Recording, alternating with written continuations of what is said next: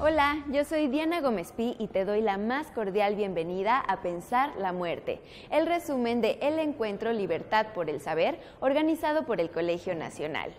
Del mismo modo en que el hombre, las estrellas también mueren, solamente que antes de que esto ocurra, suelen aumentar su tamaño hasta 200 veces.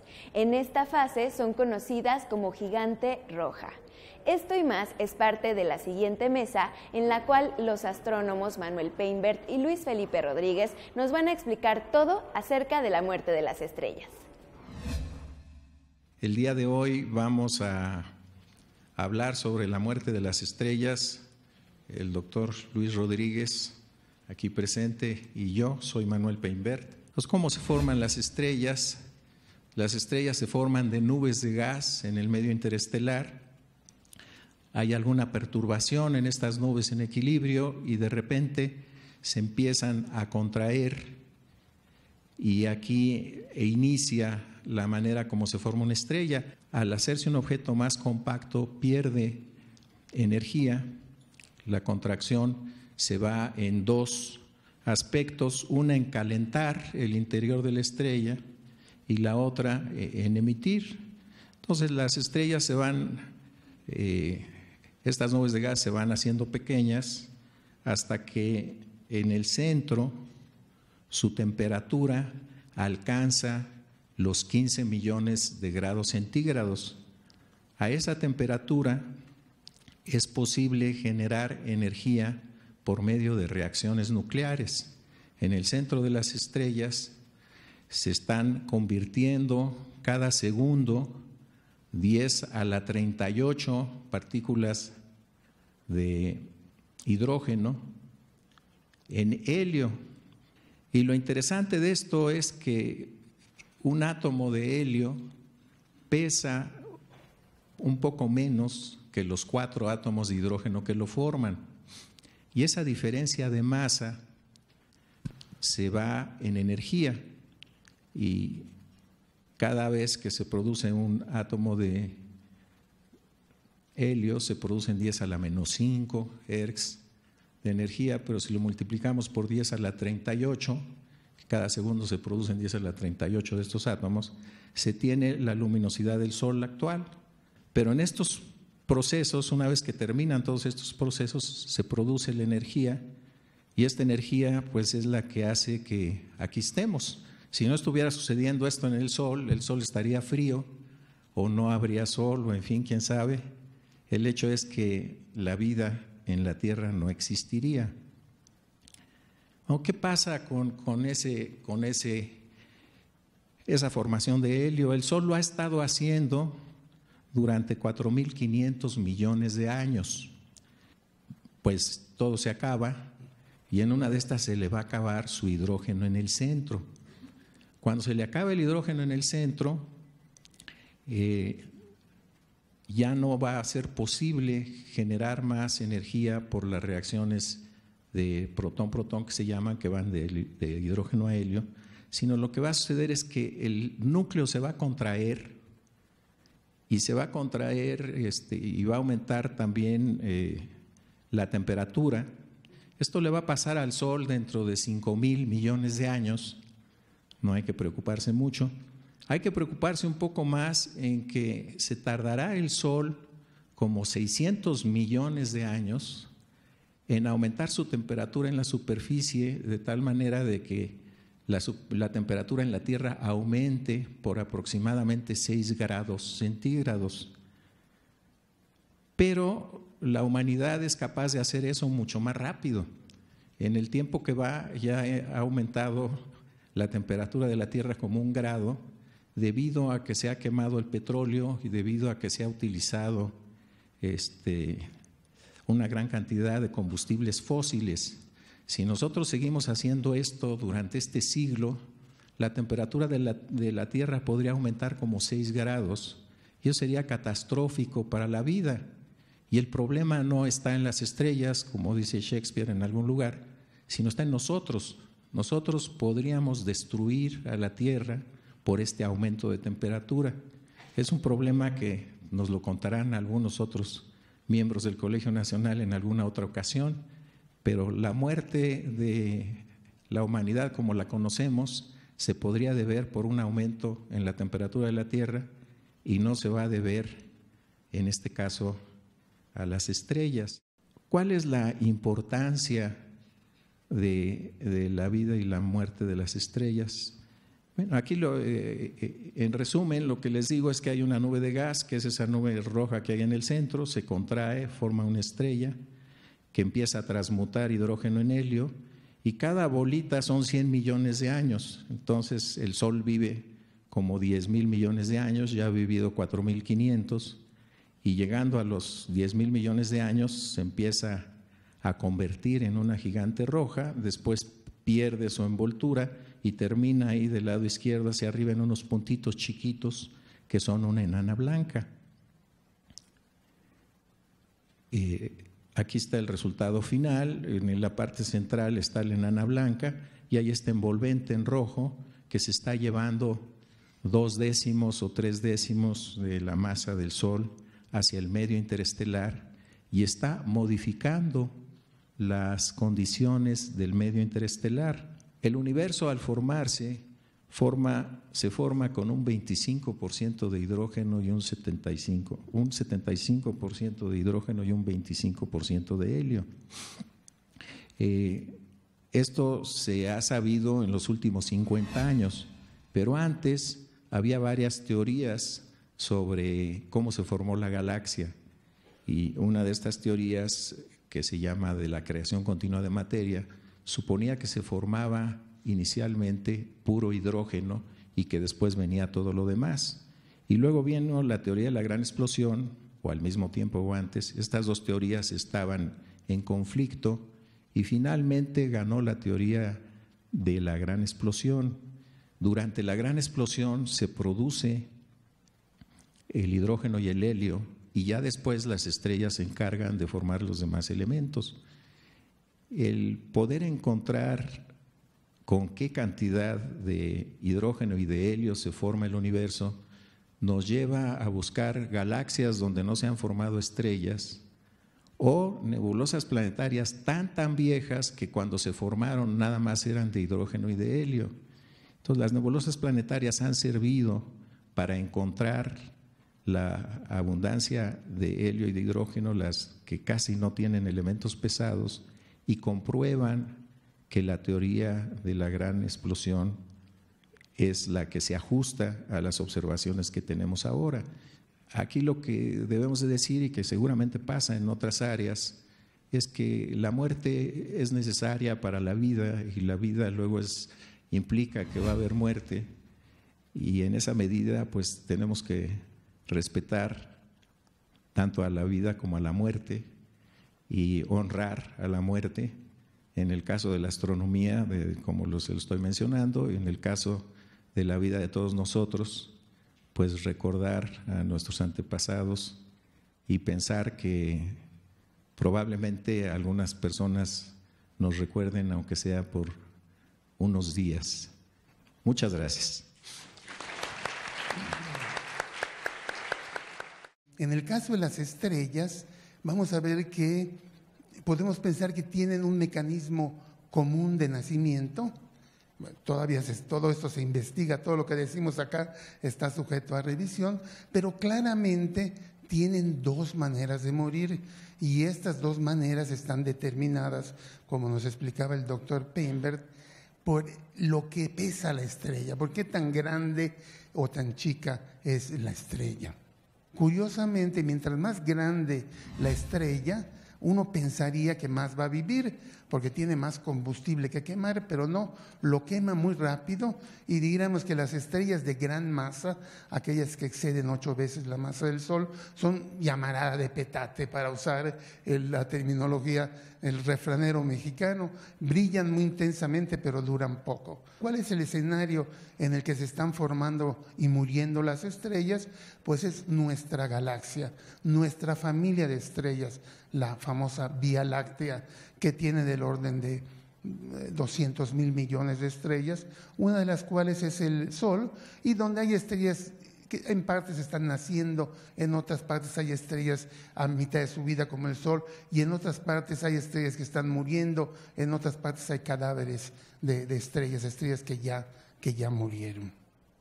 Una estrella como el Sol va a funcionar por mucho tiempo quemando hidrógeno en helio. Una vez que todo el centro sea de hidrógeno, va a tratar de pasarse a quemar hidrógeno a carbono, un átomo más complicado.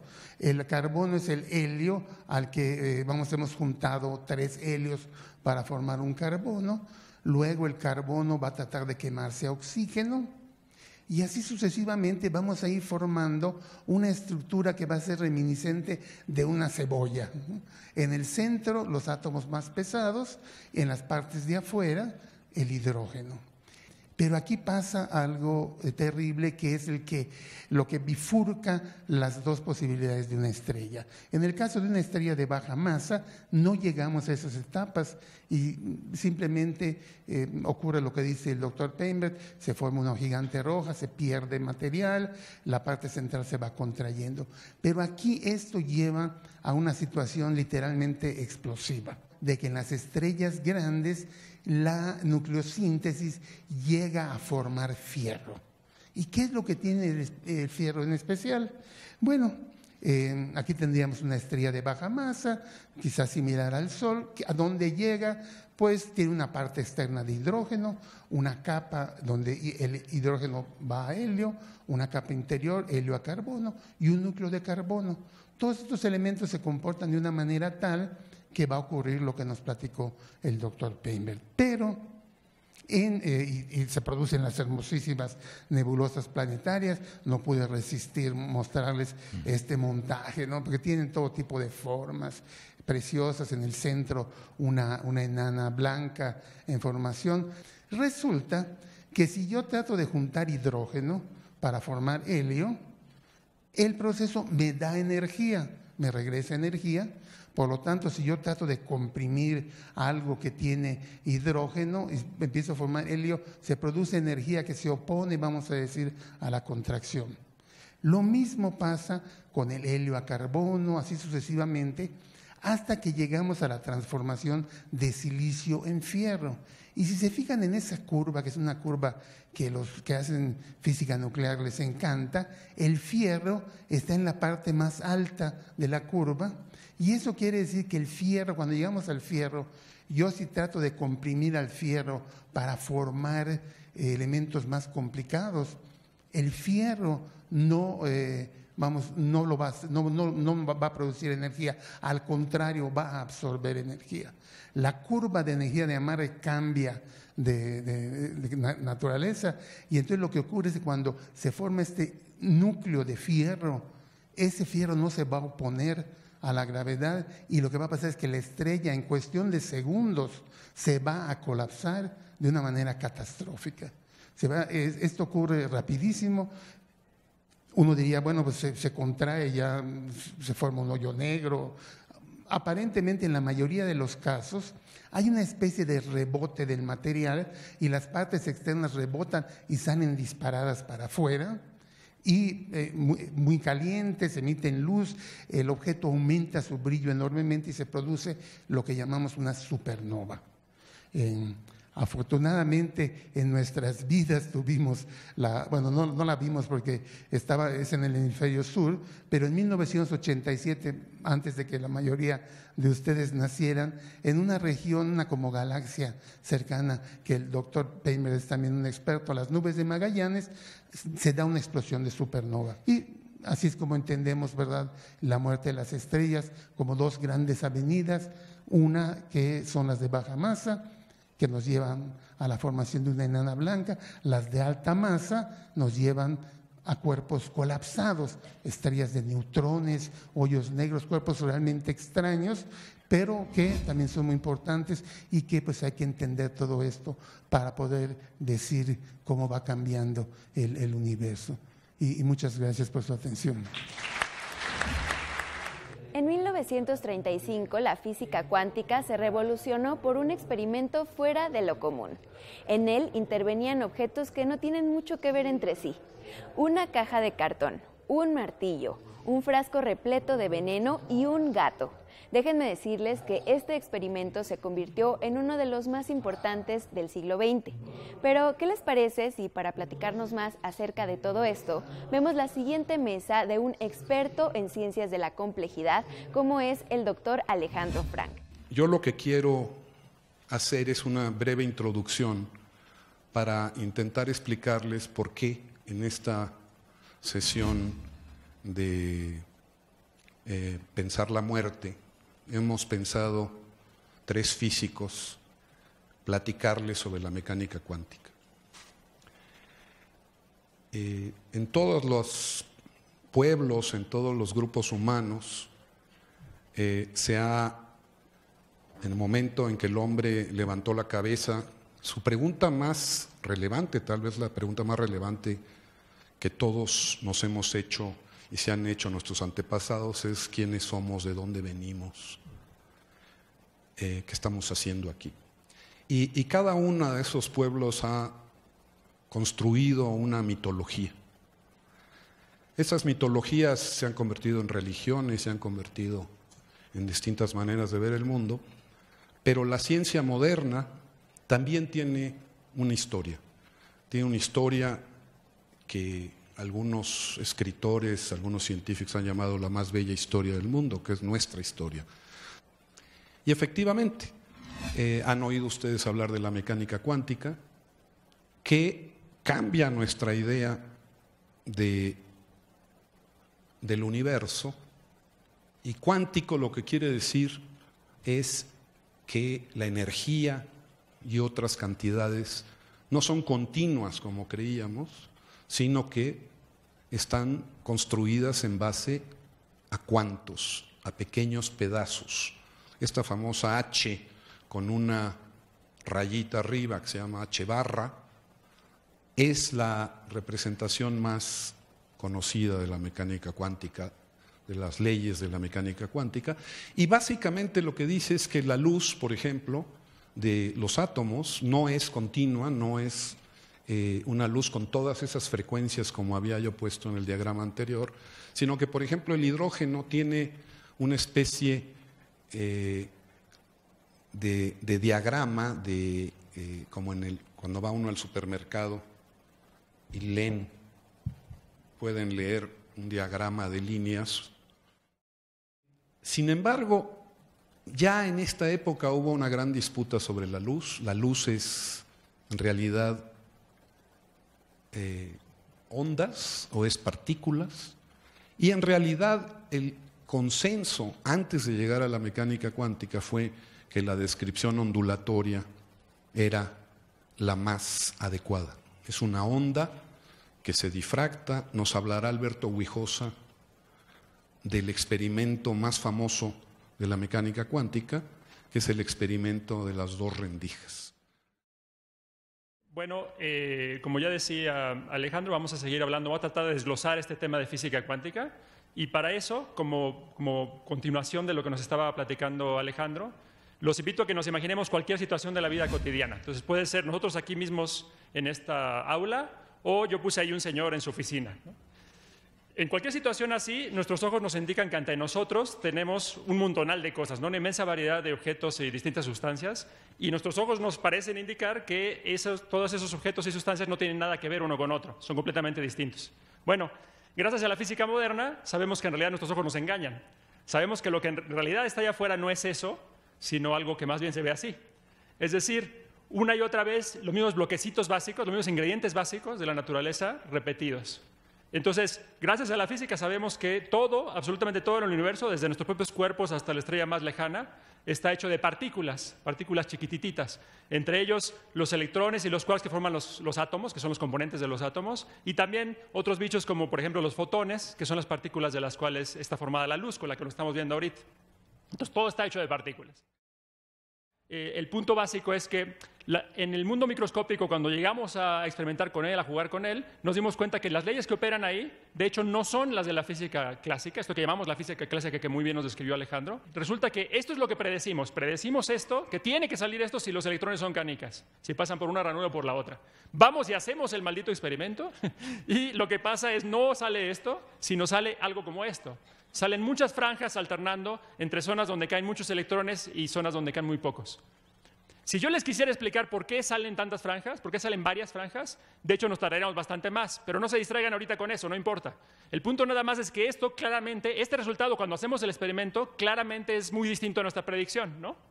Y recuerdan, nuestra predicción estaba basada en una sola suposición, que era que cada electrón, como objeto decente, si le presentamos estas dos opciones, o se iba por una ranura o se iba por la otra, ¿no? Entonces, como nuestra predicción falló, pues tenemos que concluir que de alguna misteriosa manera cada electrón se las ingenia para pasar por las dos ranuras a la vez. ¿Ok?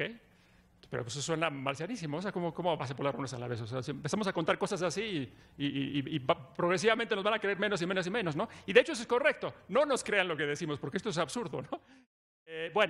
Entonces hemos hecho experimento y eso es lo que sale. Y entonces, de alguna manera, de este experimento aprendemos que, querámoslo o no, un solo electrón, de alguna extraña manera, puede estar en más de un sitio a la vez. Entonces, eso es a lo que me refería diciendo que los electrones distan mucho de ser canicas. Si acaso son como canicas mágicas, ¿no? Que tienen este don de la ubicuidad, pueden estar en varios lugares a la vez, en algún cierto sentido.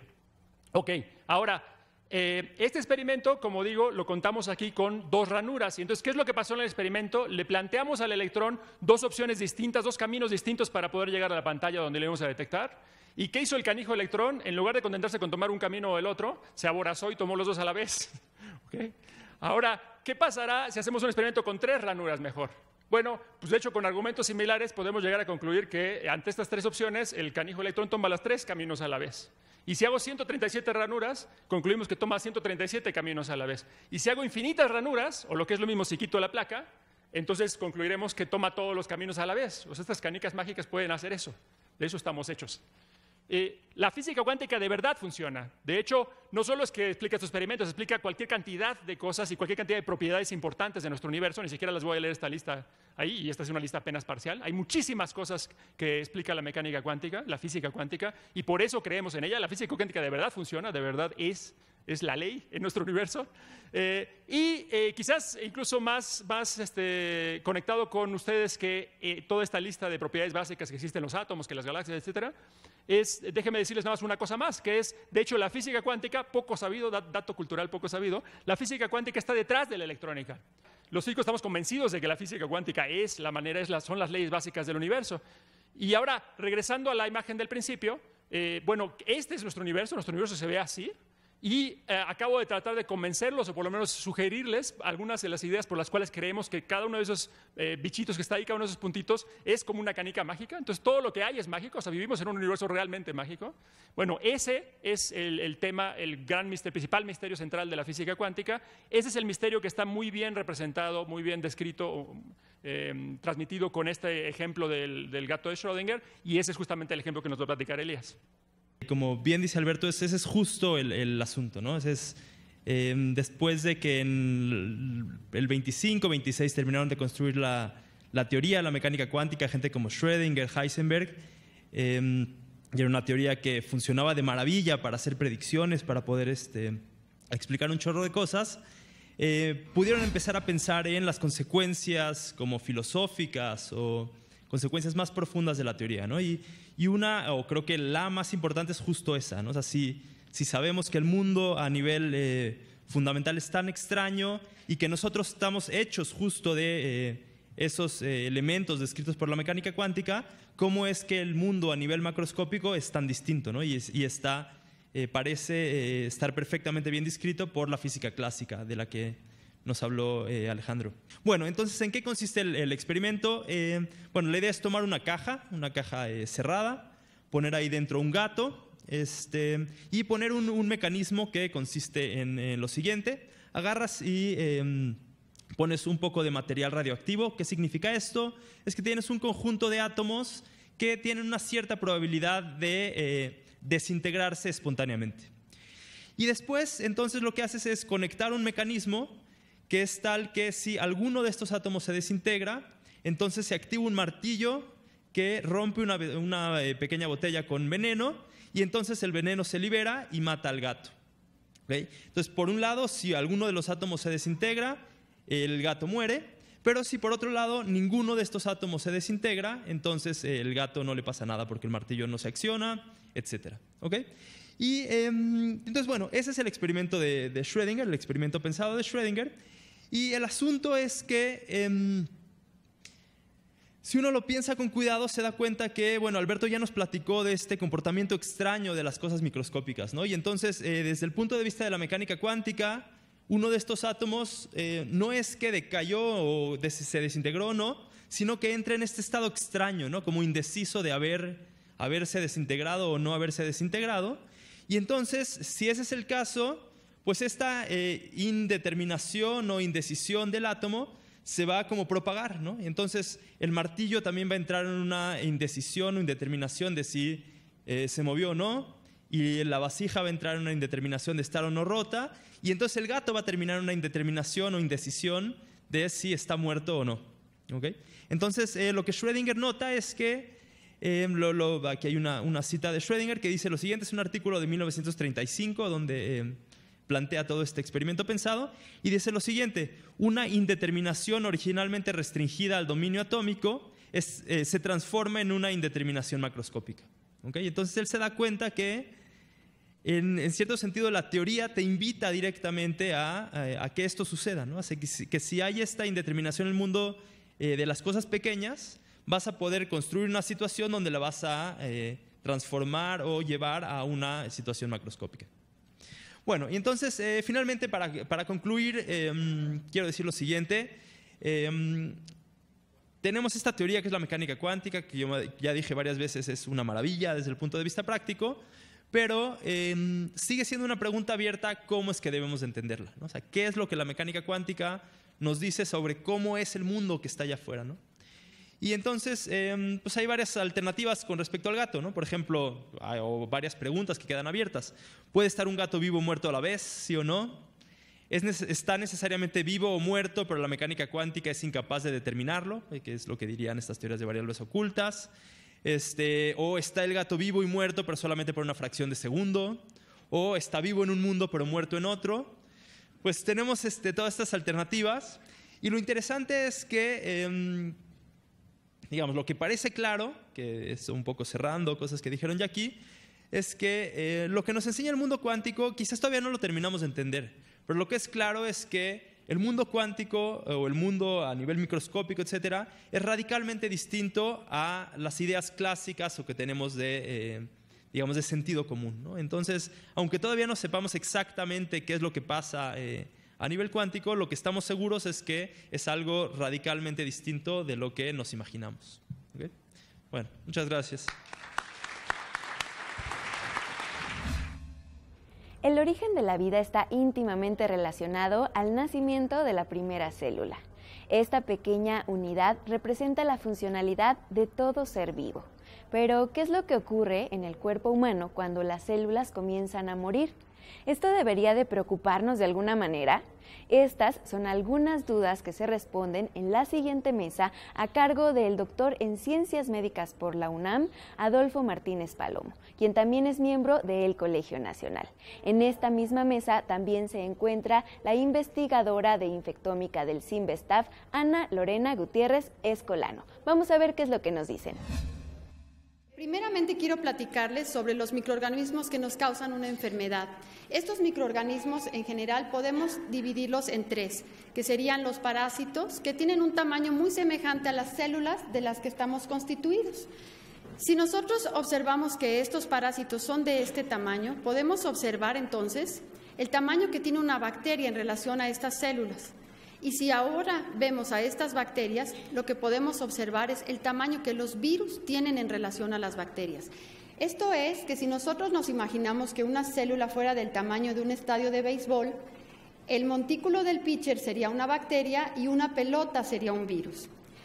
Estos virus nos han acompañado y han acompañado a los humanos desde la antigüedad. Realmente, si ustedes pueden observar, desde la época de Ramsés V tenemos a esta momia que tiene algunas señales que pareciera como si este individuo hubiera padecido de viruela. Tiene marcas parecidas a lo que sucede con el virus de la viruela y no nos debemos espantar al ver esta fotografía porque este es uno de los virus que ha sido erradicados totalmente en el mundo desde los años 70. Y en este sentido, la viruela también tuvo muchísimo que ver en el desenlace de la conquista, ya que los mexicanos que estaban en ese entonces en la Nueva España no tenían defensas desarrolladas contra este patógeno y lo que sucedió fue que al introducirse junto con todos los conquistadores y las personas que vinieron a América trajeron como consecuencia epidemias devastadoras causadas por la viruela. De hecho, se piensa que el Tlatoani-Cuitláhuac también padeció esta enfermedad. Entonces, esto nos está hablando de que los virus realmente han acompañado a la humanidad desde hace mucho tiempo. Las enfermedades causadas por los virus están dadas en un espectro tan grande como aquellas que no causan ningún síntoma hasta aquellas que nos pueden provocar la muerte. Y entre estos dos extremos hay una gran variedad de enfermedades virales. Tenemos, por ejemplo, que algunas que no representan un problema de salud normalmente, pues están las paperas, el sarampión, la gripe, etcétera, y algunas otras que han causado epidemias devastadoras. Realmente, ¿cuál es la definición de virus? Realmente, si nosotros nos vamos estrictamente a la definición, sería del latín veneno o toxina. Y ahora les voy a platicar más acerca de las características de estos microorganismos.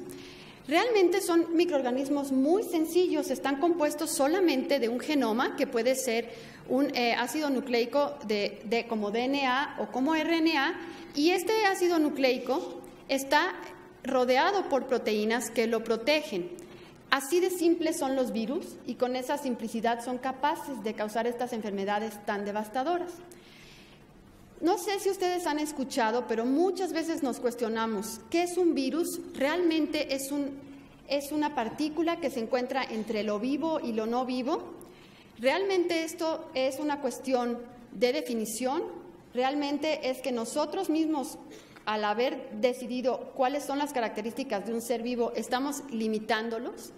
Bueno, en este sentido, cuando una partícula viral está fuera de una célula, podríamos considerar que es una partícula inerte en el medio ambiente.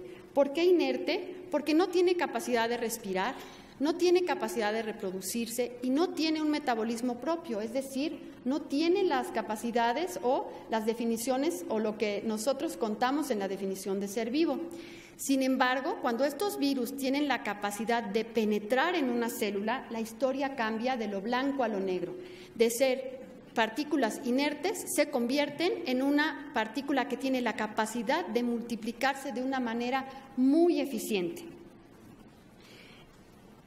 Los virus, entonces, una vez que entran a la célula, sería como un caballo de Troya, es decir, como tienen genomas tan semejantes a los de las células que infectan, son capaces de entrar y apoderarse de esta maquinaria celular en su beneficio y destruir a la célula. Es decir, estos virus se conocen como parásitos intracelulares estrictos por esta capacidad que tienen de apoderarse de la célula y por ser inertes cuando no están dentro de ella.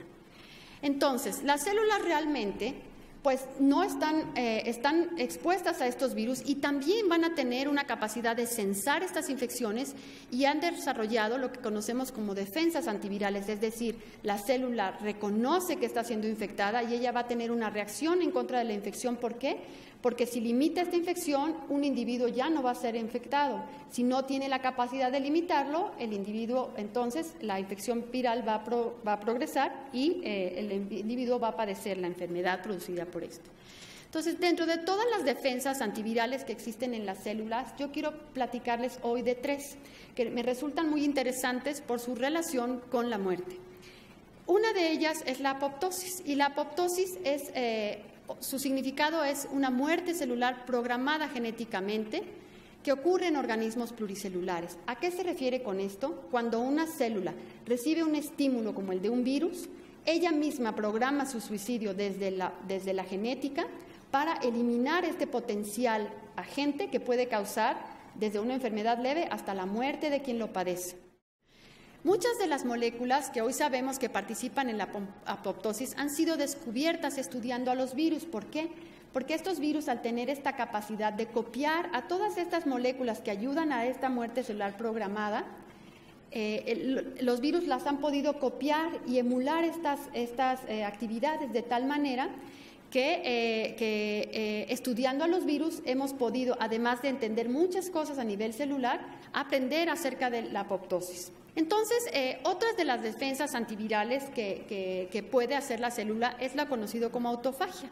Esta autofagia es distinta que la apoptosis, porque en vez de hacer una muerte celular programada, lo que está ocurriendo con la autofagia es que la autofagia es un proceso también ordenado de degradación, pero es un reciclamiento de componentes celulares y de destrucción de patógenos. Entonces, en la autofagia lo que sucede es que cuando las células tienen organelos que ya no están funcionando o requiere de alimento, lo que hace es que engloba en las membranas a todos estos organelos que ya no están funcionando adecuadamente. Se forma una molécula que se llama autofagosoma porque se autofagocita, es decir, se autocome. Interacciona con el lisosoma, que son moléculas, bueno, son organelos que tienen adentro lo que se denominan enzimas, que son capaces de cortar, son como tijeritas que van a cortar a todas estas proteínas, y lo que hacen es regresar a la célula los componentes de las proteínas, que son conocidos como aminoácidos, y estos entonces quedan a la disposición para que las células los ocupe en hacer o fabricar las moléculas que necesita para su sobrevivencia. Como ven, realmente es un reciclamiento de moléculas que son importantes o que las células requieren en determinados momentos. Otra vez, una micrografía en donde tenemos a estos formaciones de doble membrana y al autofagosoma con todos los componentes que van a ser degradados y reciclados. Es como si yo tuviera un suéter, ya se rompió de un codo y de otro codo, lo desbarato, lavo la madeja y la utilizo para volver a tejer otro. Entonces, esta es la forma en la que se reciclan estos componentes.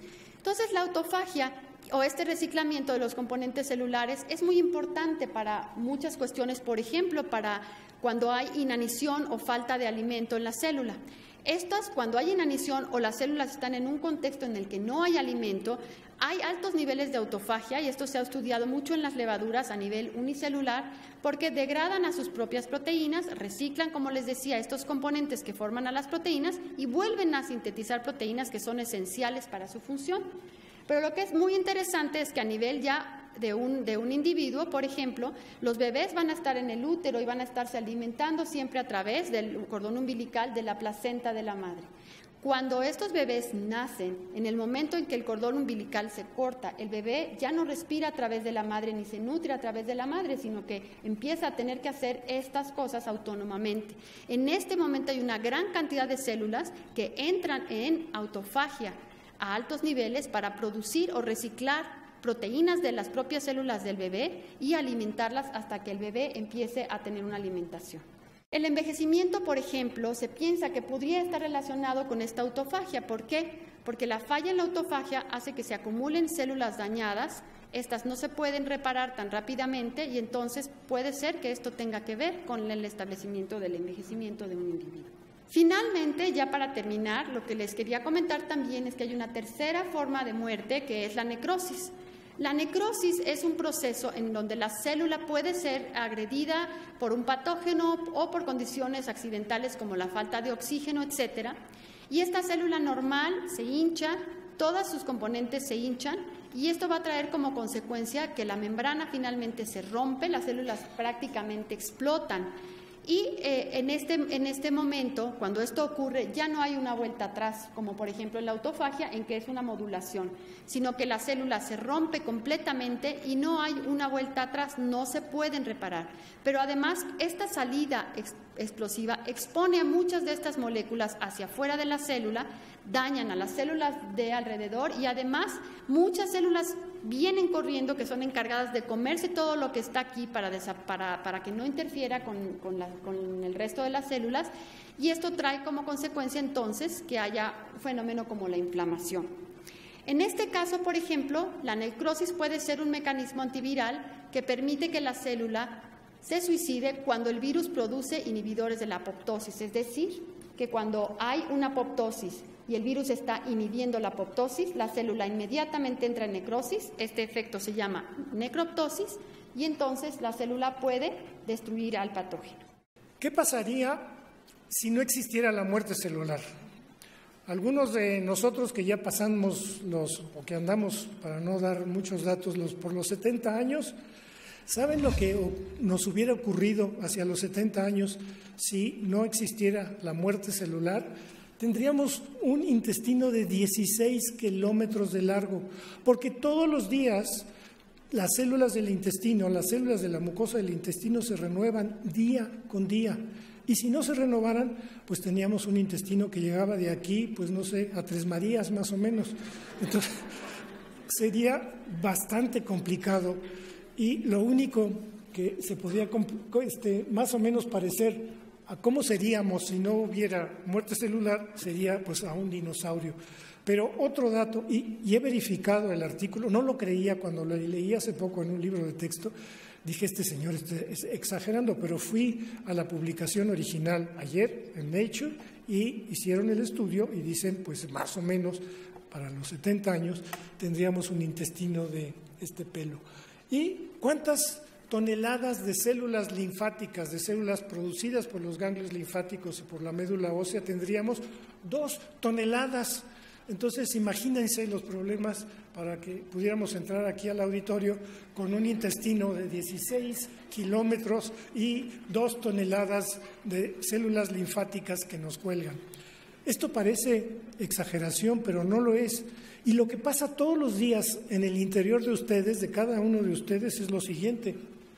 500,000 células sanguíneas mueren diariamente, pero la vida normal de todos nosotros como seres vivientes depende de mantener un balance entre la muerte y la proliferación celular. Tan bueno es y tan necesario es que las células se multipliquen como que las células mueran. Y es en este equilibrio constante en donde mantenemos la salud. Y es cuando este equilibrio se altera, cuando empiezan a aparecer problemas de salud graves. El 15 de octubre de este año apareció en el último número de esta revista, que es tal vez la más importante de investigación del cáncer, artículo que dice finalmente un agente terapéutico contra el cáncer basado en la apoptosis. O sea que lo que estamos viendo el día de hoy es no solamente interesante, no solamente novedoso académicamente, sino que es extraordinariamente de interés en este momento en el que se están ya probando, como lo dice este artículo, a componentes, moléculas diseñadas para modificar la apoptosis y con eso encontrar un tratamiento racional contra el cáncer. El problema del cáncer es que todavía se está tratando el cáncer quemando con radiaciones o matando células con agentes quimioterapéuticos, que matan también al cáncer, pero también matan a muchas células normales. Esto que dijo Gandhi, pues tiene toda la razón. El nacimiento y la muerte no son 2 estados distintos, sino 2 aspectos del mismo estado. Entonces, en conclusión, la buena noticia es que la muerte es buena, la muerte es necesaria y la muerte nos va a ayudar a entender algunas de las grandes enfermedades de la humanidad y, con un poco de suerte, a resolverla. La desaparición de las especies a lo largo de la vida en la Tierra ha dependido mucho de diversos factores. Uno de los más comunes y actuales es la misma depredación del hombre. Pero, ¿cuántos tipos de extinción existen? ¿Cómo sabemos que hubo alguna especie en este mundo si ya no podemos verla? Es más, ¿qué es extinción? Esto y más es lo que nos comenta en la siguiente mesa el científico, biólogo y experto en evolución, Antonio Lascano. Cuando uno piensa a nivel de la historia de la vida en el planeta, lo que resulta extraordinariamente asombroso es darse cuenta de la sucesión constante de extinciones que hemos tenido desde que la vida comienza hace unos 3.800, 3.700 millones de años en la Tierra. Generalmente cuando uno piensa en las extinciones de los grupos biológicos como los que he mencionado, estamos hablando de extinciones en los últimos 600 millones de años, el periodo que conocemos como el Fanerozoico. Y Charles Darwin, que era el principal crítico de sí mismo, cuando escribe El origen de las especies y la publica en 1859, se pregunta ¿y qué ocurre cuando me voy a rocas sedimentarias más antiguas en donde no veo fósiles? Y Darwin empieza a dar una serie de explicaciones sobre que tal vez los regímenes geológicos eran distintos, sobre que tal vez el tipo de sedimentos no permitía la acumulación, y una de las grandes alternativas que Darwin no tocó es precisamente el de la vida microbiana que ha dominado en el planeta durante toda la vida de la biosfera en la Tierra. En realidad, si nosotros nos vamos hacia atrás en el tiempo, de repente vemos una fase en la que dejamos de ver mamuts. Si seguimos retrocediendo en el tiempo, dejamos de ver neandertales. Si seguimos retrocediendo en el tiempo, dejamos de ver dinosaurios, dejamos de ver trilobites. Y lo que nunca dejamos de ver en el registro paleontológico son los restos fósiles de microorganismos. Los fósiles de microorganismos a veces los podemos identificar como tales y tienen una morfología muy característica, o bien a veces los podemos identificar por lo que llamamos el fraccionamiento isotópico. Isotópico, el isótopo, el fraccionamiento isotópico, viene de dos términos griegos, isos igual y topos lugar. En la tabla periódica de los elementos, un átomo de hidrógeno siempre va a ocupar el mismo lugar porque tiene un solo protón, pero además del átomo de hidrógeno normal que tiene un solo protón, podemos tener deuterio o podemos tener tritio que tienen otras partículas elementales, pueden tener neutrones, y entonces la masa atómica cambia, aunque el número atómico, que es el número de protones, no cambie. Los seres vivos tenemos un rasgo muy peculiar, y es que en general preferimos los isótopos más ligeros para los procesos biológicos. Por ejemplo, una planta va a estar fijando dióxido de carbono de la atmósfera, pero en la atmósfera vamos a tener dióxido de carbono con carbono 12, con carbono 13 y con carbono 14. Las tres formas de dióxido de carbono son el mismo compuesto químico, el mismo elemento en el mismo compuesto químico que es el dióxido de carbono. Pero una planta, aparentemente por razones de economía bioenergética, prefiere fijar el dióxido de carbono 12 en lugar del dióxido de carbono 14. Y esto va a producir a lo largo del registro paleontológico lo que llamamos un fraccionamiento isotópico, en donde podemos reconocer a veces no solo grupos biológicos, sino metabolismos muy específicos que han mostrado distintos patrones de fraccionamiento. Es decir, tenemos varios tipos de registro fósil, no solo el registro morfológico, no solo el registro del fraccionamiento isotópico, sino que además tenemos un registro adicional, que es el que está mencionado en el título de esta mesa redonda, de esta sesión, que es el registro molecular. Yo puedo comparar las secuencias de moléculas como proteínas o como los ácidos nucleicos, y al hacerlo puedo ir reconstruyendo la historia de la vida, fijándome en algunas moléculas que son lo que llamamos marcadores evolutivos. Para ejemplificar esto muy rápidamente, permítanme asomarme a los terrenos de un amigo y colega muy querido del Colegio Nacional, que es el doctor Luis Fernando Lara, filólogo. Yo puedo tomar, por ejemplo, la palabra madre en español y la puedo comparar con Mutter en alemán, con mother en inglés, y evidentemente mother y mutter están más cercanas entre sí, y eso quiere decir que en realidad las tres palabras tienen un mismo origen, pero la divergencia entre mother y mutter ocurrió después que la divergencia que separó a las lenguas germánicas de las lenguas romances. La palabra madre ahí está. Puede ocurrir que las moléculas sean idénticas. Madre en italiano se dice igual que en español, madre, y entonces no me sirve muy bien para distinguirla esa como un marcador evolutivo. Si yo quiero hacer una evolución de las lenguas, no puedo usar el término tlacoyo, porque el término tlacoyo que todos conocemos es exclusivo del español, y del español que hablamos en México además, y si yo trato de hacer una filogenia, ya dejé fuera al ruso, al croata, al griego y al alemán. Entonces, se dan cuenta que tengo que escoger con mucho cuidado mi molécula. Bueno, los biólogos hemos aprendido que hay una serie de moléculas espléndidas, como las moléculas del aparato que llamamos el ribosoma, que sintetiza las proteínas, que son muy conservadas, y eso nos ha permitido describir la diversidad biológica de la Tierra, que hay en la Tierra, con una precisión absolutamente extraordinaria. Estos no nada más son ejercicios intelectuales, también, que son legítimos en sí mismos, sino que también pueden tener una enorme aplicación práctica. Por ejemplo, si yo quiero saber de dónde vienen los genes de resistencia a un antibiótico, pues empiezo a comparar las secuencias de proteínas o las secuencias de DNA, y esto me va a permitir rastrear cómo han estado brincando genes de una especie hacia otra. So one of the things that I found extremely interesting over the course of this week is the difference in the way biologists and people who are interested in culture think about death.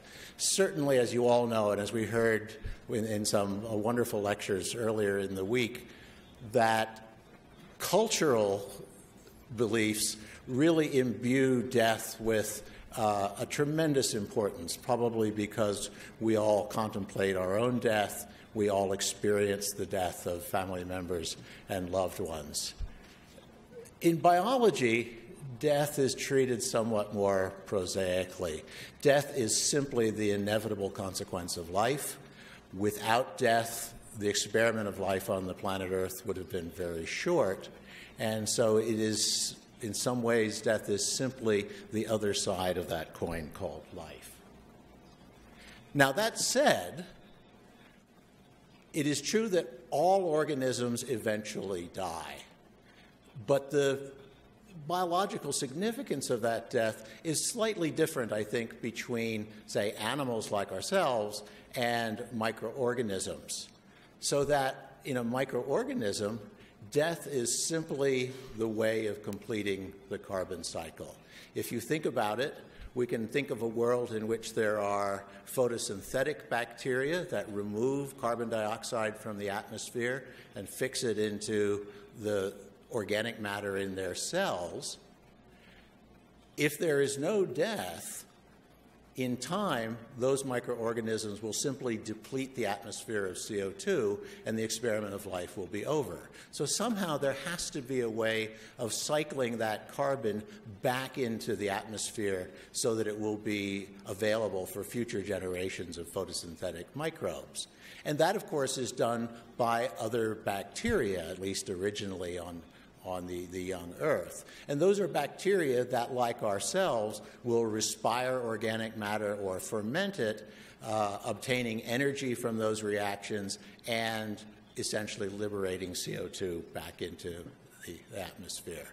That carbon cycle is the essential ecological circuitry of life on this planet, and it fundamentally depends on death as well as life. So, just to conclude then, death and extinction have been woven into the fabric of life and evolution since the beginning. It's very difficult to contemplate life without death. It is very difficult to contemplate evolution without extinction. And that mass extinction, which plays a differentially important role in shaping the fabric of evolution through time, apparently was not only present shaping the record of plants and animals over the last 500 million years, but actually was a phenomenon of importance before that, so that extinction itself and mass extinction have probably been influencing the course of evolution for much of Earth history. Thank you very much. On a personal level, when I pensar la muerte, my thoughts somewhat resemble the weird Hollywood filmmaker who remarked that he didn't want to achieve immortality through his work. He wanted to achieve it by not dying. But apparently from the earlier cell biology talks, that just won't be possible. So I'll transition into the more scientific aspects of Pensar la Muerte. And the fact of the matter is, because of a variety of reasons, including some of the phenomena that Dr. Knoll talked about that I will discuss in some additional detail, our ability to predict what will die and when it will die is not that good, in fact. I think that there are general principles in biology that allow us to make predictions, and this is not, of course, the first one. Scientists have recognized this for a very long time. For example, Galileo described how basic principles of shape and size governed the formation of bones and other things back in the 17th century. But why these are important to document is it shows that there are certain structural constraints on the pathway of evolution. The traditional Darwinian explanations that might emphasize adaptation and competition, I don't want to say that they're completely wrong, of course they're not, but they're incomplete.